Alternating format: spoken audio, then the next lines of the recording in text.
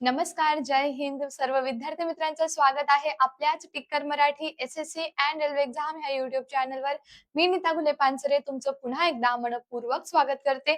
सगळ्यात आधी सगळ्यांनी सेशनच्या लिंकला शेअर करून सगळ्यांनी सेशनला लाईक करून घ्यायचं आहे, ठीक आहे. आपलं हे जे लेक्चर आहे आर-आर-बी, एन-टी-पी-सी, ए-एल-पी आणि ग्रुप डी सारख्या पदांसाठी होणार आहे. टेक्निशियनचे सुद्धा प्रश्न यामध्ये ऍड केलेले आहेत, ठीक आहे. तर जाणून घेऊया सामान्य विज्ञानाच्या अतिसंभाव्य प्रश्न. जाऊया आपल्या पहिल्या प्रश्नावर. त्याआधी जे नवीन विद्यार्थी आहेत त्यांनी चॅनलला सबस्क्राईब करायचं आहे. या सेशनच्या लिंकला जास्तीत जास्त आपल्या सगळ्या फ्रेंडकडे, सगळ्या ग्रुपमध्ये शेअर करून घ्यायचं आहे, ठीक आहे. आणि आज बघणार आहोत आपण की तुम्ही किती प्रॅक्टिस केलेली आहे आणि किती प्रश्नांचे तुम्हाला करेक्ट आन्सर देता येत आहेत, ठीक आहे. पहिला प्रश्न बघा. पहिलाच प्रश्न आलेला आहे. इलेक्ट्रॉनचा शोध कोणी लावला? इलेक्ट्रॉनचा शोध लावणारे शास्त्रज्ञ यांचं नाव काय होतं सांगा बरं? J Thomson, Goldstein, James Chadwick and Rutherford. काय आन्सर येऊ शकतं? इलेक्ट्रॉनचा शोध लावणारे शास्त्रज्ञ कोण आहे? इलेक्ट्रॉन हा अणूच्या केंद्रकाच्या बाहेरील जी जागा असते, कक्षा जी असते त्यामध्ये भ्रमण करणारा एक पार्टिकल आहे, एक कण आहे, ठीक आहे. तर ह्याचा शोध लावणारे शास्त्रज्ञ कोण होते? Sir J Thomson. पर्याय नंबर पहिला, ठीक आहे. सर जे थॉम्सन यांनी 1904 मध्ये हा कण काय केला होता? शोधला होता. जेव्हा ते काय करत होते? याच्यावरती रिसर्च करत होते. तर आता जर आपण स्टार्टिंग पासून सुरुवात केली, अणूची रचना वाचायला सुरुवात केली, त्यावेळेस आपल्याला कळतं की अणू हे काय आहे? तर पदार्थ जो आहे, ठीक आहे. पदार्थातील सगळ्यात जो छोटा लहान कण आहे याला काय म्हटलं जातं? अणू म्हटलं जातं. पण इसवी सन पूर्व सगळ्यात आधी भारतातील जे कनाद महर्षी होते त्यांनी ह्या अणूचा काय केला होता? शोध लावला होता. आणि कनाद महर्षी यांनी, म्हणजे महर्षी जे कनाद होते यांनी परमाणु असे नाव ह्या अणूला दिले. काय नाव दिले बाळांनो? परमाणु दिले. मग ह्याच्यानंतर डेमोक्रिस्ट आले, मग ह्याच्यानंतर आपले जॉन डाल्टन आले, जे थॉम्सन आले, रुदरफोर्ड आले. यांनी सगळ्यांनी काय केलं? याच्यावर आपली आपली मते मांडली, ठीक आहे. कनाद महर्षींनंतर जे डेमोक्रिस्ट आले त्यांनी पदार्थाच्या लहानातल्या लहान कणाला ऍटमॉस नाव दिले, ठीक आहे. जे मी तुम्हाला आता सांगते ते तुम्ही नोट डाऊन करा, कारण ह्याच्यावरती तुम्हाला बरेच असे प्रश्न पेपरला विचारण्याची शक्यता आहे, ठीक आहे. तर आता बघा, कणाद कणाद महर्षींनी परमाणु नाव दिलं, त्याच पद्धतीने डेमोक्रिस्ट यांनी ऍटमॉस नाव दिलं आणि त्याच्यानंतर जॉन डाल्टन यांनी प्रसिद्ध अणुसिद्धांत मांडला, ठीक आहे. तुम्हाला हाही प्रश्न विचारला जाईल की प्रसिद्ध अणुसिद्धांत मांडणारे शास्त्रज्ञ कोण होते, ठीक आहे. तर अणुसिद्धांत कोणाचा प्रसिद्ध आहे? मग अणुसिद्धांत मांडणारे शास्त्रज्ञ कोण होते? John Dalton. कोण होते? John Dalton. मग ह्यांनी काय सांगितलं? जॉन डाल्टन यांनी काय सांगितलं की पदार्थातील जो सगळ्यात लहानातील लहान कण होता हा कोणत्याही रासायनिक अभिक्रियेने सुद्धा पुन्हा विभाजला जात नव्हता, ठीक आहे. म्हणजे तुम्ही त्याला परत काय करू शकत नाही? विभागू शकत नाही, त्याचं विभाजन पुन्हा होणार नाही. आणि ह्यासोबत त्यांनी अजून एक विधान सांगितलं की अणु एक काय आहे? कडक व भरीव गोळा. कडक व भरीव गोळा असं कोण आहे? अणू आहे. हे सुद्धा विधान त्यांनी सांगितलं. मग त्यांचं हे विधान बघून जे थॉम्सन, ठीक आहे, ह्या विधानाचा अभ्यास करून सर जे थॉम्सन यांनी काय केलं? यांना काय वाटलं की आता अणू काय आहे? कडक आणि भरीव आहे. भरीव आहे इन द सेन्स याच्यामध्ये काहीतरी गोष्टी आहे म्हणून हा भरीव आहे. मग त्यांनी काय केलं? ह्या अणूच्या आतमध्ये ज्या गोष्टी आहेत त्याचा अभ्यास केला आणि त्यांना काय सापडले? इलेक्ट्रॉन, ठीक आहे. त्यांना काय सापडले? इलेक्ट्रॉन सापडले. आणि हे जे इलेक्ट्रॉन आहे या इलेक्ट्रॉनवरती ऋण कण आहोत, म्हणजे हे इलेक्ट्रॉन जे आहे याच्यावर ऋण प्रभार होता म्हणून हे ऋण प्रभारित कण म्हणून प्रसिद्ध झाले. 1904 मध्ये यांना पारितोषिक सुद्धा मिळालेले आहे या शोधाबद्दल, ठीक आहे. आय होप तुम्हाला समजलं असेल. तर तुम्ही म्हणाल मॅडम मग अणूंमध्ये नेमकं असतं काय काय असतं, ठीक आहे. तुम्ही म्हणाल मॅडम मग अणूंमध्ये काय काय असतं? तर अणूमध्ये काय काय असू शकतं? सगळ्यात पहिले हे समजा अणू आहे, हे अणूचं केंद्रक आहे. केंद्रकामध्ये काय असतात? प्रोटॉन असतात, न्यूट्रॉन असतात. आणि बाहेरची जी कक्षा आहे याच्यामध्ये इलेक्ट्रॉन असतात. इलेक्ट्रॉन जे आहे ऋण प्रभारित, ह्याच्यावर ऋण प्रभार आहे म्हणून ऋण प्रभारित. प्रोटॉन जे आहे हे धन प्रभारित. मग प्रोटॉनचा शोध लावणारे शास्त्रज्ञ कोण होते? रुदरफोर्ड. आणि न्यूट्रॉन जे आहे ते कसे होते? प्रभाररहित. प्रभाररहित. पण ह्याच्यावरती कुठलाही प्रभार नाही म्हणून तुम्ही याला न्यूट्रल पण म्हणतात. काय म्हणतात? न्यूट्रल आहे. ना तो धन आहे, तो ना ऋण आहे, ठीक आहे. आय होप की तुम्हाला इथपर्यंत समजलंय. सगळ्यांना समजलंय व्यवस्थित?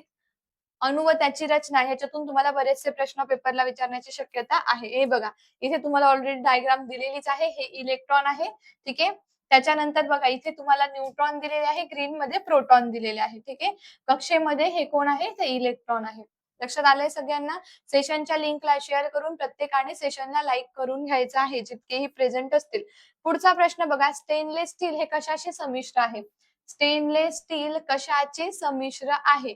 लोखंड, कार्बन, लोखंड, क्रोमियम, निकेल, लोखंड, क्रोमियम व कोबाल्ट, लोखंड, टीन आणि कार्बन. काय आन्सर येऊ शकतं? यासोबत तुम्हाला तांब्याबद्दल विचारलं जाईल, कांस्याबद्दल विचारलं जाईल, ठीक आहे. किंवा काही बॉक्साइड्स, जसं की बॉक्साइड आहे, हे कसलं खनिज आहे, ते कशाचं आहे, ते अॅल्युमिनियमचं आहे. तर अशा पद्धतीने खनिजे काय आहे, हे तुम्हाला विचारलं जाऊ शकतं, ठीक आहे. तर सगळ्यांनी पटापट आन्सर करायचे आहेत. बघा, तुम्ही आन्सर जे करणार आहे ते कमेंट बॉक्समध्ये असणार आहे आणि ते चेक पण केलं जाणार आहे, ठीक आहे. प्रत्येक विद्यार्थ्याने सेशनला जास्तीत जास्त शेअर करून घ्यायचं आहे. आन्सर काय येणार? लोखंड, क्रोमियम आणि निकेल. काय आन्सर येणार? लोखंड, क्रोमियम व निकेल. ठीक आहे. पर्याय नंबर दुसरा योग्य. पुढचा प्रश्न बघा, जेव्हा जेव्हा एखादी वस्तू गतिमान होते तेव्हा तिच्यात डॅश डॅश ऊर्जा असते. जेव्हा एखादी वस्तू गतीमध्ये असते, जेव्हा एखादी वस्तू गतिमान होते, तेव्हा त्याच्यात संभाव्य फरक, गतिज, रासायनिक की गुरुत्वाकर्षण काय असतं बरं? एखादी वस्तू गतिमान झाली, जसं की कालच्या लेक्चरमध्ये पण आपण शिकलो होतो, बरोबर की नाही? मग एखादी वस्तू जेव्हा गतिमान असते, जेव्हा तिच्यामध्ये गती येते, तेव्हा तिच्यात असते, ती असते गतिज ऊर्जा. ठीक आहे. गतिज ऊर्जेचं जर तुम्हाला उदाहरण विचारले गेले, तर पहिले तर लक्षात ठेवायचं आहे गतिज ऊर्जेचं सूत्र. ठीक आहे. गतिज ऊर्जा बरोबर kinetic energy is equal to 1/2 mv चा स्क्वेअर. तर एम म्हणजे काय झालं? वस्तूचं वस्तुमान, एखाद्या वस्तूचं मास म्हणजे वस्तुमान, आणि व्ही म्हणजे काय झालं? त्या वस्तूचा वेग. आणि इथे वर्ग दिलाय म्हणजे वेगाचा काय आला? वर्ग. हे काय झालं? त्याचं सूत्र झालं. ठीक आहे. आता गतिज ऊर्जेचं काही जर उदाहरणं विचारले, तर वाहत्या पाण्याची ऊर्जा, वाहत्या पाण्याची ऊर्जा. मग वाहत्या पाण्यामध्ये काय आहे? गतिज ऊर्जा आहे. धावत्या गाडीमध्ये गतिज ऊर्जा आहे. एखादा व्यक्ती धावत आहे किंवा तो रनिंग करतो आहे, जॉगिंग करतोय, तर त्याच्यामध्ये सुद्धा काय आहे? गतिज ऊर्जा आहे. ठीक आहे. म्हणजे पदार्थाला त्याच्या गतिमान अवस्थेमुळे प्राप्त झालेल्या ऊर्जेला गतिज ऊर्जा म्हणतात. तर पदार्थाला त्याच्या स्थितीमुळे प्राप्त झालेल्या ऊर्जेला स्थितीज ऊर्जा असे म्हटले जाते. हे नीट व्यवस्थित लक्षात ठेवायचं आहे. ठीक आहे. चला, सेशन लाईक करून सेशनच्या लिंकला शेअर करून घ्यायचंय. पुढचा प्रश्न बघा, खालीलपैकी शुद्ध पदार्थ कोणता आहे? शुद्ध, एकदम शुद्ध पदार्थ ओळखायचा तुम्हाला. पेट्रोल, गाईचे दूध, समुद्राचे पाणी. ठीक आहे. त्याच्यानंतर आहे लोह. याच्यापैकी शुद्ध स्वरूप कोणतं आहे? आता शुद्ध काय असतं? शुद्ध म्हणजे काय? त्याची व्याख्या काय? त्याची डेफिनेशन काय?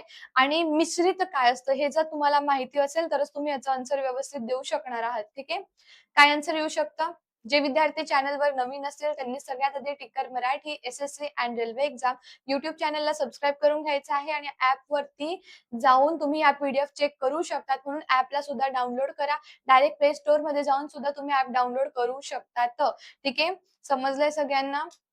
आन्सर काय येणार आहे? फक्त पर्याय विधान पहिलं योग्य आहे, लोह. इथे फक्त लोह. मग तुम्ही म्हणाल मॅडम हे का नाही आलं?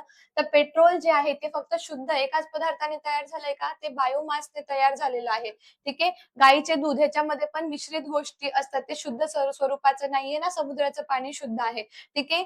लोह जे आहे, तर लोह हा एक स्वतःचा एक पदार्थ आहे. त्याच्यात कुठलाही दुसरं मिक्स केलेलं नाहीये. म्हणून शुद्ध स्वरूपामध्ये कोण आहे? तर लोह आहे. ठीक आहे. आय होप तुम्हाला समजलंय. आता जाऊया पुढच्या प्रश्नावरती. अणूंच्या तिसऱ्या कक्षेत जास्तीत जास्त इलेक्ट्रॉन असू शकतात. अणूंची जी तिसरी कक्षा आहे हिच्यामध्ये किती इलेक्ट्रॉन असण्याची शक्यता आहे? 3, 18, 8 की 32? हा प्रश्न तुम्हाला पोलीस भरतीला सुद्धा विचारलाय हां. एकदम सेम टू सेम प्रश्न आहे. पोलीस भरतीला देखील असा प्रश्न तुम्हाला विचारलेला होता. ठीक आहे. काय आन्सर येऊ शकतं मग? 3, 18, 8 की 32? तिसरी कक्षा म्हणते पहिल्या कक्षेमध्ये 2 इलेक्ट्रॉन, दुसऱ्यामध्ये 8 इलेक्ट्रॉन, तिसऱ्यामध्ये 18 इलेक्ट्रॉन समवण्याची काय असते? कॅपॅसिटी असते. म्हणजे आन्सर काय येणार आहे? पर्याय नंबर दुसरा 18 इलेक्ट्रॉन.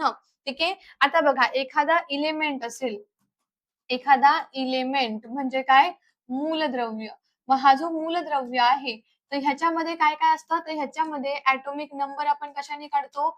ह्या मूलद्रव्याचा एटॉमिक नंबर एकतर प्रोटॉनची संख्या किंवा इलेक्ट्रॉनच्या संख्येने निघतो आणि एटॉमिक नंबरला आपण झेड ह्या इंग्रजी अक्षराने दर्शवतो. ओके. त्याच्यानंतर असतो एटॉमिक मास. म्हणजे काय? एटॉमिक मास म्हणजे काय? अणु वस्तुमान. ह्याला काय म्हणणार तुम्ही? अणूंचे वस्तुमान. मग हे जे अणूंचं वस्तुमान आहे ह्याच्यासाठी प्रोटॉन आणि न्यूट्रॉनच्या संख्येची काय करावी लागते? बेरीज करावी लागते आणि याला ए ह्या इंग्रजी अक्षराने दर्शवतात. इथपर्यंत समजलं असेल तर नीट लक्ष द्यायचं आहे. अणूंचं जे पहिली कक्षा असते याच्यामध्ये काय आहे, इलेक्ट्रॉन समवण्याची कॅपॅसिटी असते. पहिल्या कक्षेत 2च इलेक्ट्रॉन बसतील, दुसऱ्या कक्षेमध्ये 8 इलेक्ट्रॉन बसतात, तिसऱ्या कक्षेमध्ये 18 इलेक्ट्रॉन बसतात आणि त्याच्यानंतर 32 इलेक्ट्रॉन बसण्याची या कक्षेची काय असते, कॅपॅसिटी असते. इथपर्यंत सगळ्यांना समजलं असेलच. तर ह्या कक्षेंना काय म्हणतात, के, एल, एम आणि एन इंग्रजी ह्या नावाने ओळखलं जातं. ठीक आहे. तर पदार्थाचा जो शेवटच्या कक्षेमध्ये 8 इलेक्ट्रॉन असतील, ठीक आहे. आता समजा इथे आहे किंवा इथे अनुक्रमांकाप्रमाणे आपण हे टाकत असतो. 8 इलेक्ट्रॉन असतील तर समजायचं की त्याने त्याची अष्टक स्थिती प्राप्त केलेली आहे. ओके. इथपर्यंत समजलंय सगळ्यांना? बघा हे आपण YouTubeवर वारंवार शिकलेलो आहोत. असं नाहीये की आपल्याला पहिल्यांदाच आज आपण हे बघत आहोत. पण तुम्हाला ह्या कन्सेप्ट क्लिअर ठेवाव्या लागणार आहे कारण पेपरमध्ये तुम्हाला प्रश्न विचारले जातात. आणि जेव्हा तुम्ही वारंवार रिव्हिजन करणार, तेव्हा प्रॅक्टिस करणार, तेव्हाच तुम्हाला एक्झाममध्ये ह्या गोष्टी आठवणार आहेत.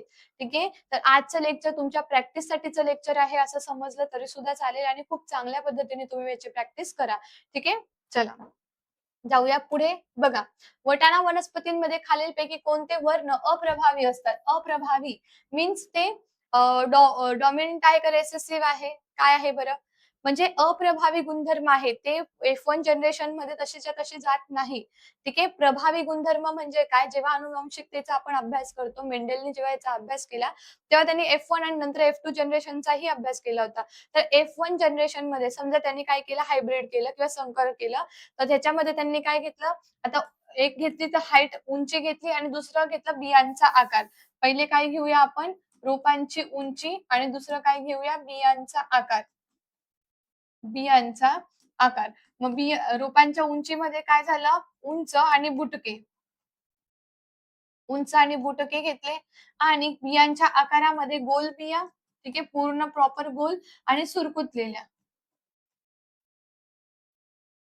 ठीक आहे. अशा पद्धतीने त्याने काय केलं, हे क्रॉस ब्रीडिंग करून आणलं.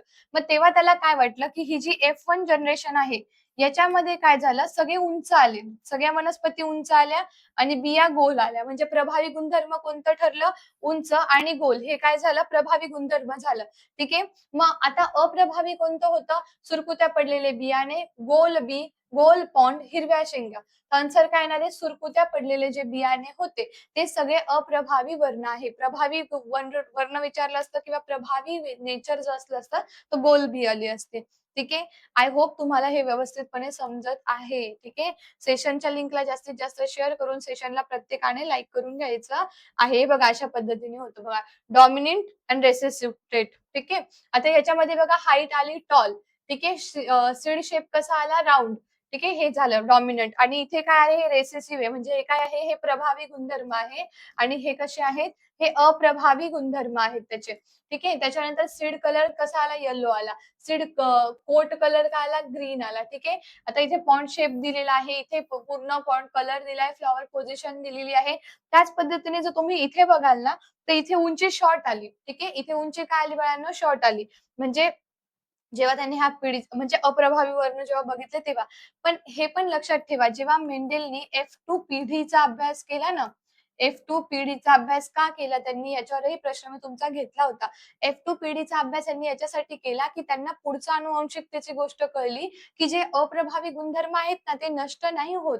आता तुम्ही एक विचार करा ना, की एखादा व्यक्ती आहे, त्याला खूप काही गोष्टींचं व्यसन वगैरे असेल किंवा काहीतरी असेल किंवा काहीतरी त्याचे असे अवगुण आहेत जे आपल्याला नको आहे किंवा त्यालाही नको आहेत ते. पण त्याच्या स्वभावामुळे त्याच्यामध्ये ते आहेत.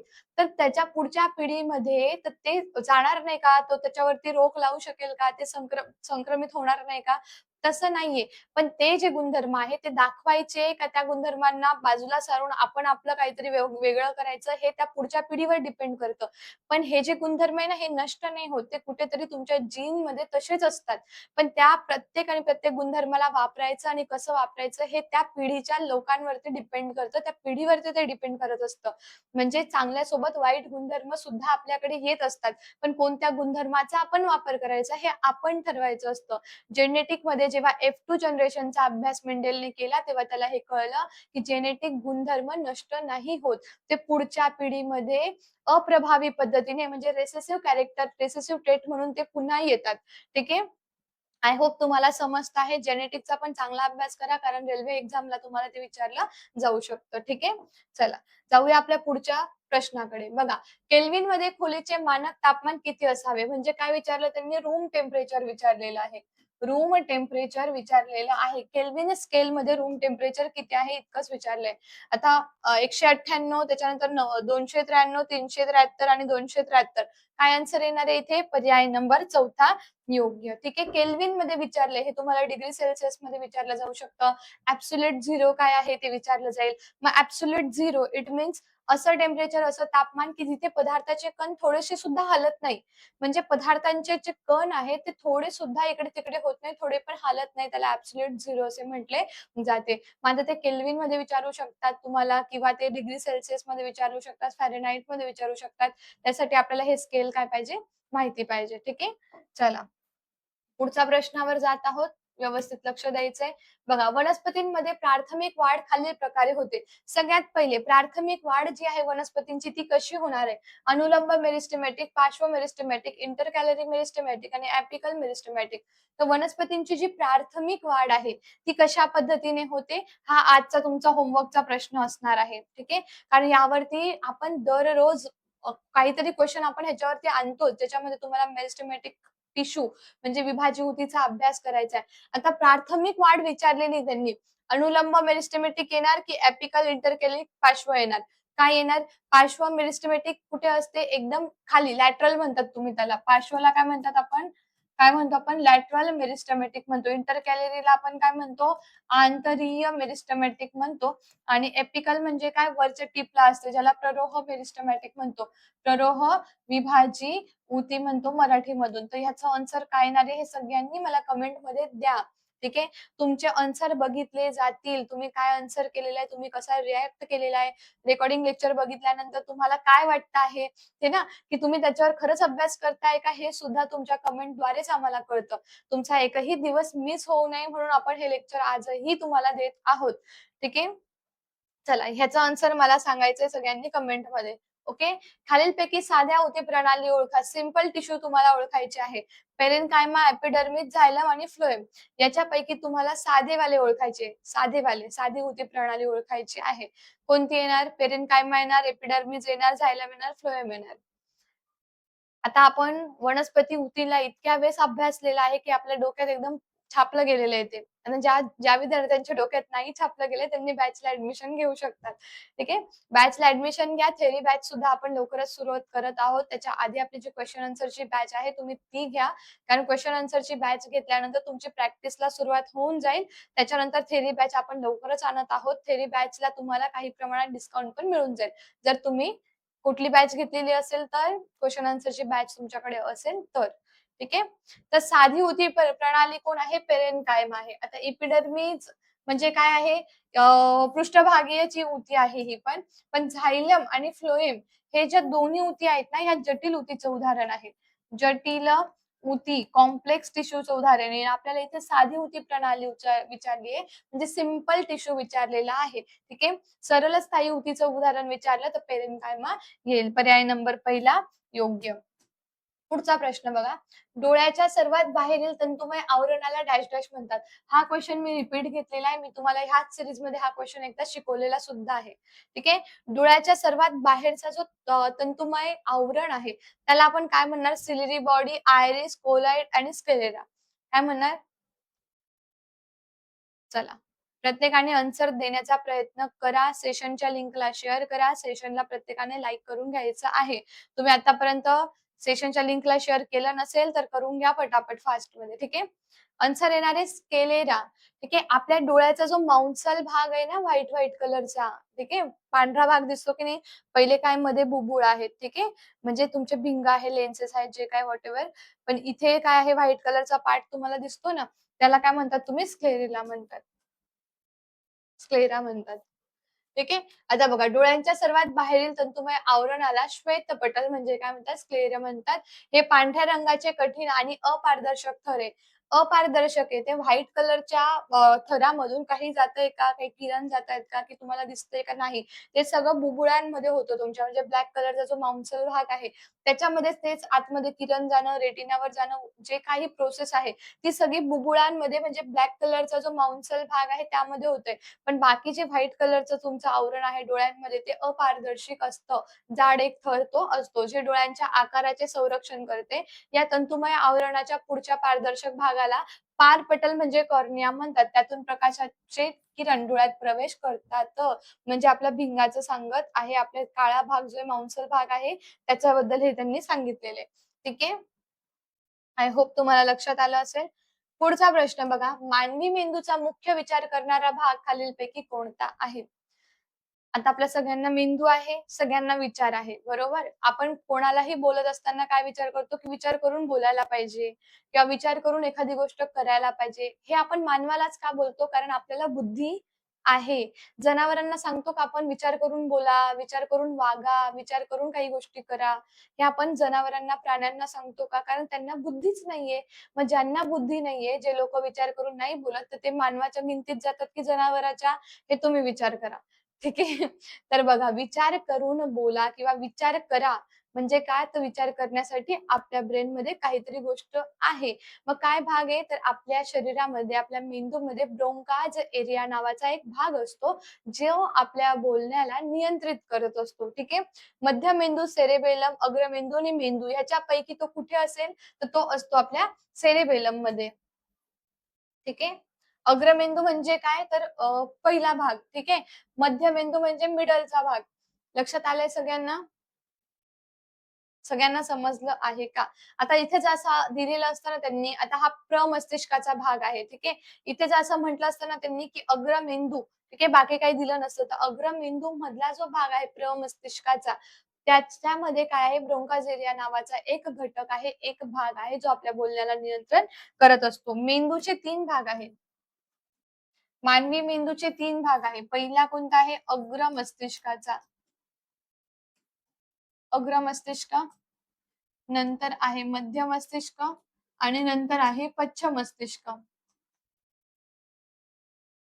ओके, लक्षात आलं? अग्र मस्तिष्काचे 3 भाग आहे. प्रमस्तिष्क, थॅलेमस आणि हायपोथॅलेमस. मध्य मस्तिष्क जो आहे तो आपल्या इन्व्हॉल्युंटरी मूव्हमेंटला कंट्रोल करतो, ह्याचेही भाग पडतात. त्याच्यानंतर पश्च मस्तिष्क ज्याला तुम्ही काय म्हणतात लहान मेंदू. ठीक आहे? याला काय म्हणतात लहान मेंदू, जो आपल्या शरीराला काय करतो सांभाळतो. आपल्या शरीराच्या तोलाला सांभाळतो. शरीराचा तोल सांभाळण्याचं काम ह्याचंच असतं. पश्च मस्तिष्क म्हणजे काय लहान मेंदूचं असतं. ब्रोंकास एरिया नावाचा घटक प्रमस्तिष्कामध्ये प्रेझेंट असतो. आय होप तुम्हाला समजत आहे. ह्याच्याबद्दल प्रश्न, उत्तरे किंवा ह्याचे कन्सेप्ट आपण क्लिअर केलेले आहेत आपल्या या सीरीजमध्ये.